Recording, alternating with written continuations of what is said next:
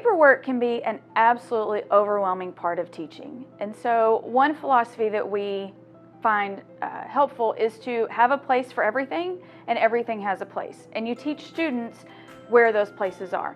So in my classroom, we have a turn-in box, and each class period has their own folder. So students turn in their work into that specific folder. I am then able to gather that work out, and then I grade it, and then I have another place where I put the graded papers to which need to be returned to them. Students know when they come in and they see papers in their file folder, hanging in their file folder, that someone just grabs those and hands those out. So that saves on me having to hand out papers. It gives students some feedback on their work. One other thing I also do is I have specific drawers labeled Monday through Friday. And so I keep a folder for each class period, and then as I finish that class period, I move it to the next day. The drawer might contain any papers that we're going to do the next day, any feedback I need to give to students, very specific things.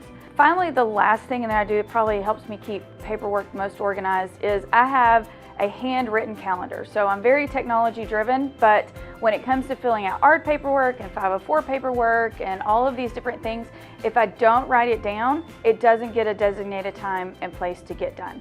So those are some of the hints I have for paperwork.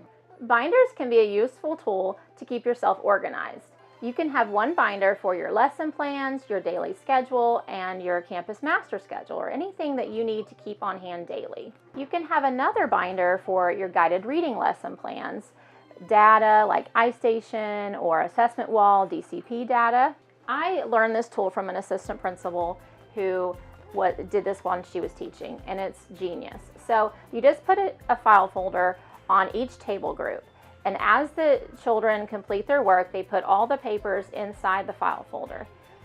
At the end of the day or sometime during the week when you're ready to grade their papers, you just take one file folder off of the table, you grade those papers, you put them back in the folder and put them back on their table. The students can then take their own papers out of the folder and put them in their backpack. This eliminates spending time passing out papers or putting papers in cubbies.